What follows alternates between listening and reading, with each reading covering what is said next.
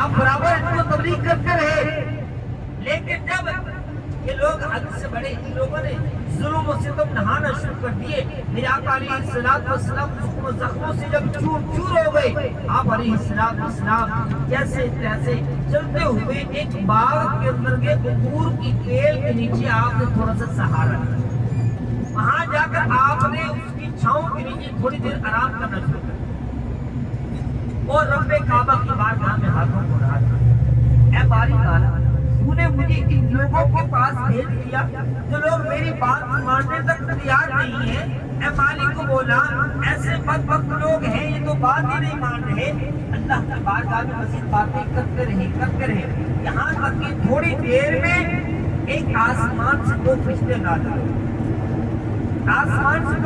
نازل ہوتے ہیں، ایک فرشتہ حضرت جبرائیل امین علیہ السلام اور دوسرا فرشتہ ملک الجبال، ان پہاڑوں کی نگرانی کرنے والا، ہمارے دائیں بائیں آپ دیکھ رہے بڑے بڑے پہاڑ آ رہے ہیں، ان پہاڑوں کی نگرانی کرنے والا ایک فرشتہ ملک الجبال وہ بھی ساتھ ہے۔ اب میرے آقا علیہ السلام کی بارگاہ میں حضرت ملک الجبال علیہ السلام اب چلتے ہیں، اے پیارے حبیب علیہ السلام آپ اس وقت غمگین ہیں، رنج و الم کے اندر ہیں، اے پیارے آقا اگر آپ چاہیں تو یہ مکہ اور مدینہ، مکہ اور طائف کے جتنے پہاڑ ہیں ان دو پہاڑوں کے اندر ان طائف والوں کو کچل کر رکھ دو، جن لوگوں نے آپ کو اتنی تکلیفیں دی اگر آپ حکم دیں تو مکہ اور طائف کے دونوں پہاڑوں کے درمیان ان کو کچل کر رکھ دوں یا ان کو زمین کے اندر دھنسا دوں۔ یہ ملک الجبال یہ ان کی رکھوالی کرنے والا، دیکھ بھال کرنے والا، اللہ تعالیٰ نے ہر قسم کے فرشتوں کو ہر قسم کی ڈیوٹی دے رکھی ہے۔ کچھ فرشتے ایسے ہیں جو ان پہاڑوں کی نگرانی کرتے ہیں، کچھ فرشتے ایسے ہیں جو آسمان سے بارش نازل کرنے کا کام کرتے ہیں، کچھ فرشتے ایسے جو ہوائیں چلاتے ہیں، کچھ فرشتے ایسے ہیں جو سمندروں کی دیکھ بھال کرتے ہیں، کچھ فرشتے ایسے جو ہمارے یہاں پر منتقل کے یہاں پر ہمارے وہ سوال جواب لکھنے والے ہوتے ہیں، یعنی ہمارے نیکیاں ہماری بدیاں لکھنے والے، کچھ فرشتے ایسے جو قبر کے اندر آتے ہیں ہم سے سوال جواب کریں گے، اور ایک فرشتہ جیسا کہ حضرت اسرائیل علیہ السلام اس کا کیا کام ہے؟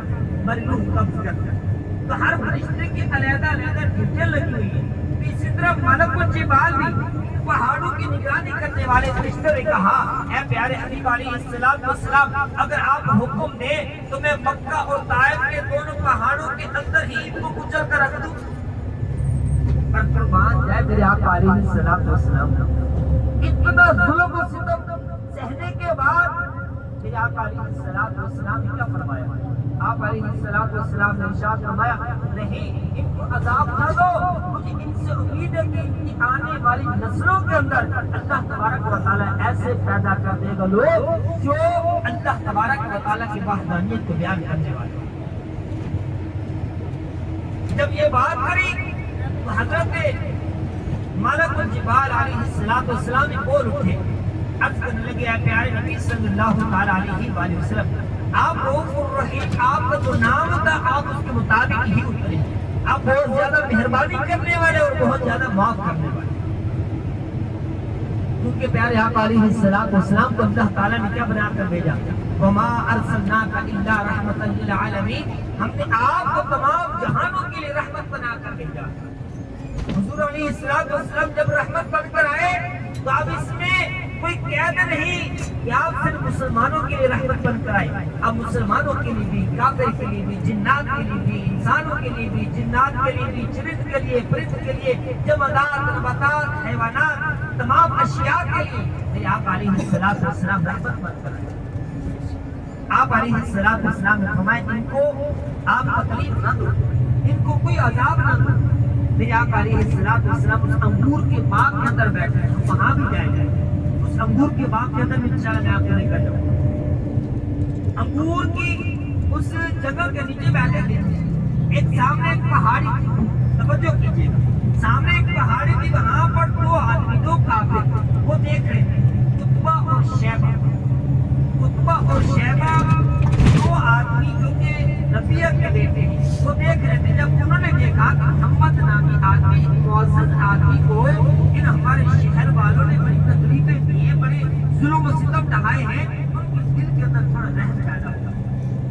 اب انہوں نے کیا کیا، انہوں نے اپنے ایک غلام عطاس نامی آدمی کو حضور علیہ السلام کی بارگاہ میں بھیجا کہ جاؤ تم ایک پلیٹ کے اندر انگوروں کا گوشہ اس محمد نامی آدمی کو دے کر۔